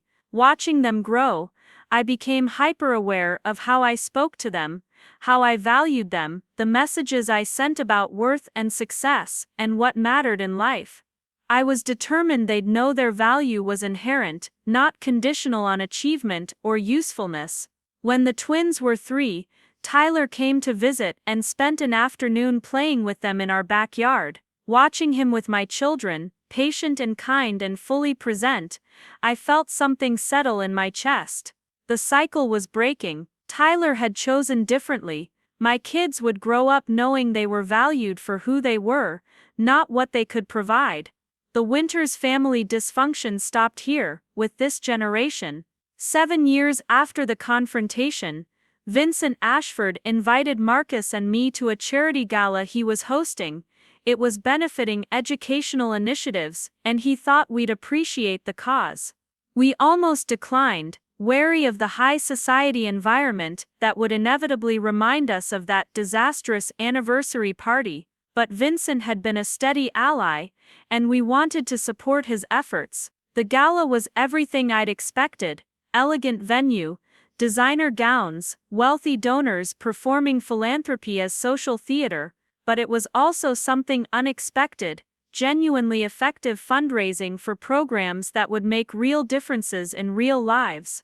Vincent had assembled a community of people who understood that wealth carried responsibility, that privilege demanded contribution. During the cocktail hour, a woman approached me. It took a moment to recognize Jessica Marshall, the high school acquaintance who'd offered to connect me with IT support jobs at Dylan's anniversary party. She looked embarrassed, which was itself unusual in this crowd. "Rachel, I owe you an apology. I heard about what happened with your family, about your actual career and success. I feel terrible about the assumptions I made, the way I treated you that night." I studied her, looking for insincerity, but she seemed genuinely uncomfortable. "It's okay, Jessica, you believed what you were told. That's not your fault. Still, I should have been more curious, less willing to accept a narrative that made someone small." She paused.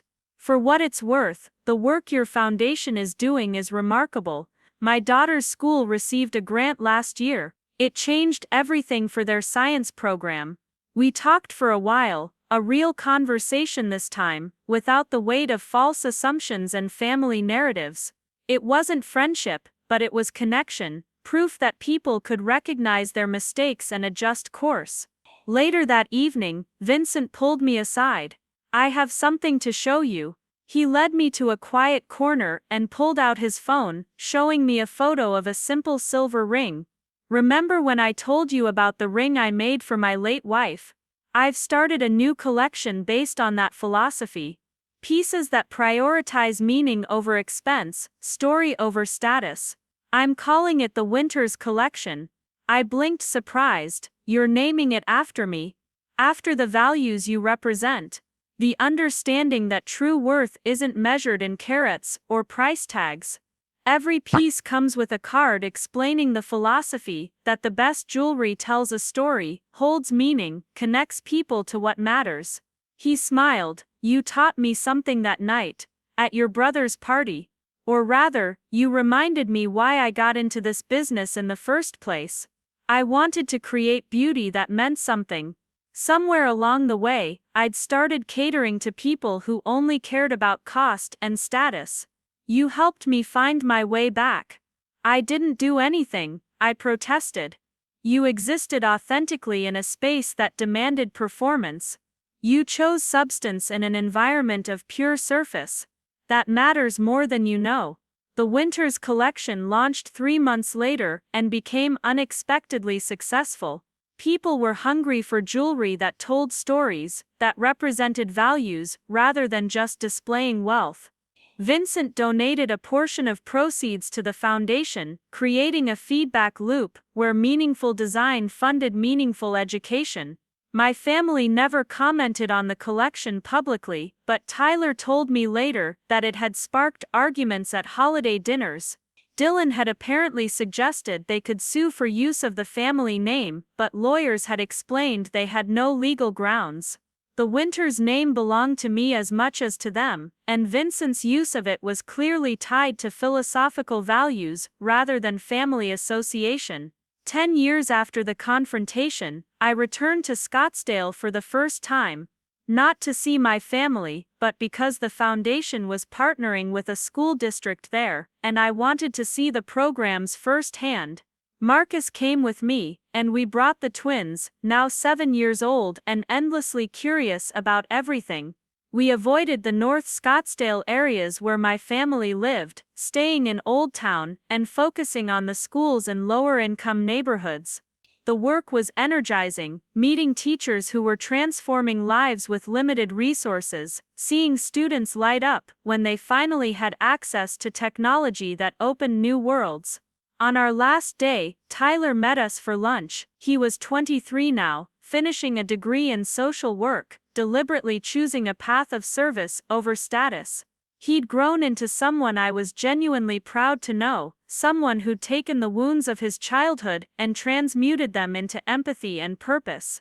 "I saw Grandpa yesterday," Tyler said over sandwiches. "He asked about you, whether you were in town." "What did you tell him? That you were here for work, that you were busy?" He nodded like he understood. Tyler paused. "He's different now, quieter. He asks questions instead of making pronouncements. I don't know if it's real change, or just age and illness, but it's something." "Good for him," I said, meaning it. Personal growth at any age deserved acknowledgement, even if it came too late to repair specific relationships. "He wanted me to tell you something. He said he understands now why you couldn't forgive him, that he wouldn't forgive himself either, and that he hopes you're happy." I absorbed this, uncertain how to feel. It wasn't an apology, not exactly, but it was acknowledgement. Recognition that his choices had consequences, that my distance was earned, that happiness I'd built without him was valid and valuable. "I am happy," I said finally. "Tell him that if you see him again, I'm happy, and it has nothing to do with him, and that's okay." We flew back to Austin the next day, and I felt nothing like the anxiety that used to accompany thoughts of Scottsdale and family. It was just a place now, no more emotionally charged than any other city I'd visited for work. The power it once held over me had dissipated, replaced by the life I'd actively built, rather than the one I'd passively inherited. 15 years after the confrontation, my father died. The call came from Tyler, his voice heavy with complicated grief. "I know you probably don't care, but I thought you should know." "I care," I said truthfully, "not the way people might expect, but I care. Death is significant, even when the relationship was broken." I didn't attend the funeral. It felt dishonest to stand in a church and perform grief I didn't feel, to participate in a narrative of loving family when the reality had been so different. Instead, I sat in my Austin backyard, surrounded by my actual family, Marcus, our twins, the life we'd built, and I processed the strange mix of emotions that came with a complicated person's passing. I thought about my father as he might have been in different circumstances, with different choices, different values. I mourned not what was, but what could have been if he'd chosen differently, if he'd valued people over appearance, connection over control. And then I let it go, released the might-have-beens, and focused on what actually was a life of meaning and purpose, built on my own terms. Tyler inherited almost nothing. My father's estate was consumed by debts, by the slow financial collapse that came from living beyond means and making promises backed by imaginary assets. The house went to creditors. The remaining possessions were divided among Dylan and my mother, though there was little of value left. My mother moved into a small apartment, her lifestyle radically downsized from country club elegance to modest practicality. Dylan's real estate business limped along, never recovering the prestige it once held. Brett disappeared from social circles entirely, probably reinventing himself somewhere else. The Winters family empire, such as it was, had crumbled under the weight of its own dishonesty. I felt no satisfaction in their downfall, no vindictive pleasure in watching them face consequences. Just a distant sadness that they'd built their lives on such unstable foundations, that they'd chosen status over substance and paid the price for that choice. 20 years after the confrontation, Tyler got married. His wedding was nothing like Dylan and Amber's anniversary celebration. It was held in a community garden, casual and joyful, focused on love rather than spectacle.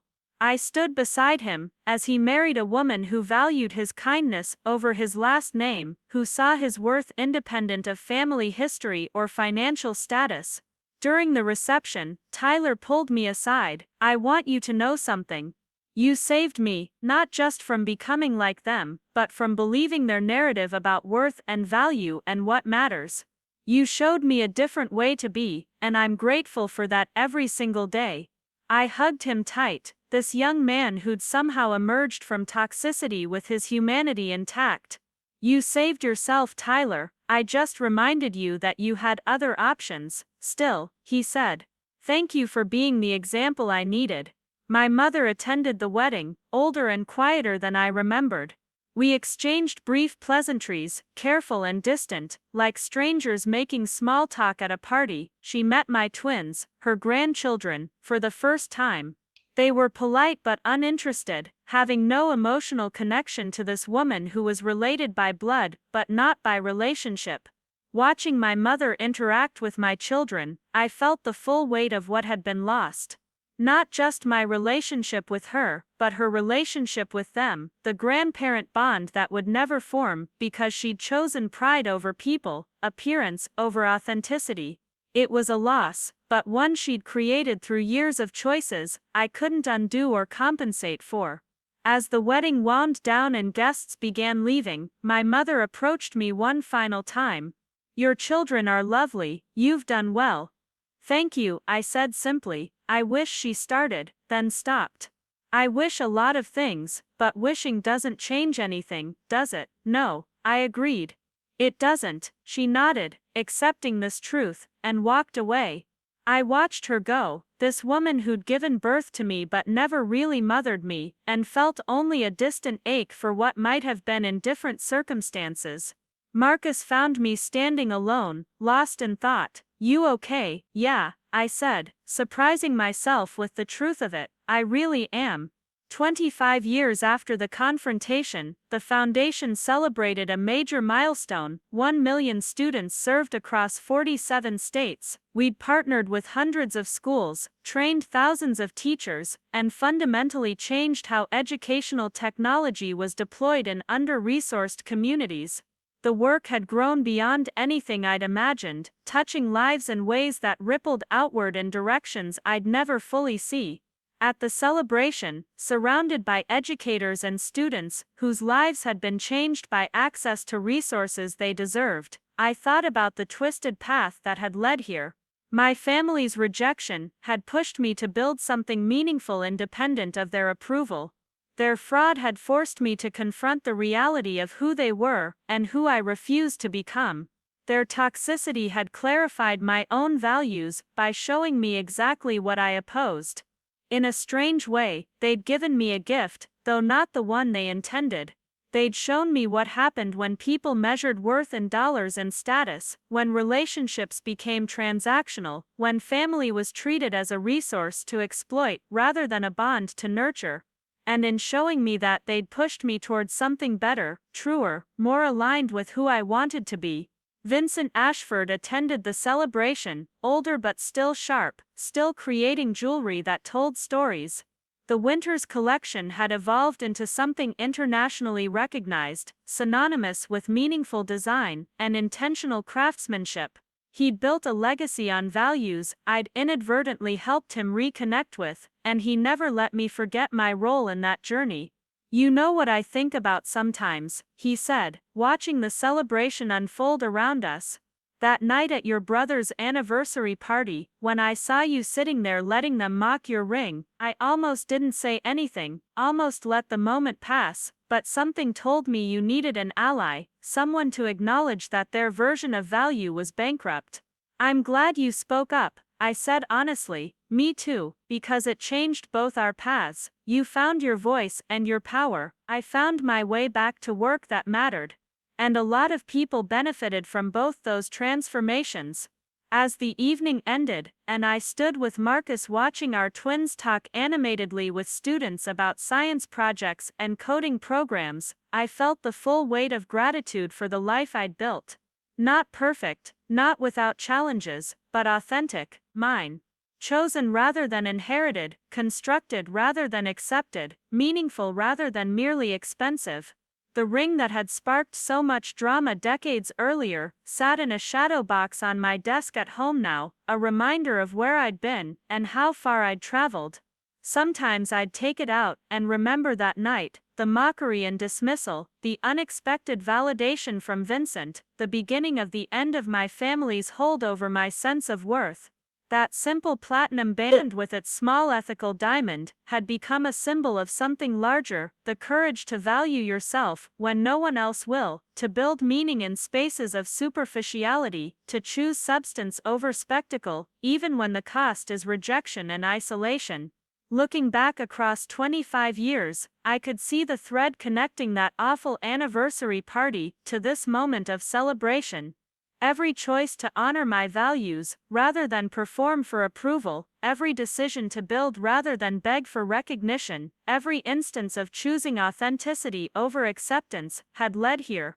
To work that mattered, to relationships built on genuine connection, to a life that reflected my actual priorities, rather than someone else's expectations. My family had tried to erase me, diminish me, exploit me, but in doing so, they'd freed me to become someone I could actually be proud of. Someone who measured worth and impact rather than income, in connection rather than status, in meaning rather than money. The Winters name had become associated with two different legacies now, the failing family dynasty built on appearance and exploitation, and the foundation and jewelry collection built on substance and values. Both carried the same name, but they represented completely opposite philosophies about what mattered in life. I chose which legacy to build, and every day, I chose it again. Up next, you've got two more standout stories right on your screen. If this one hit the mark, you won't want to pass these up, just click and check them out.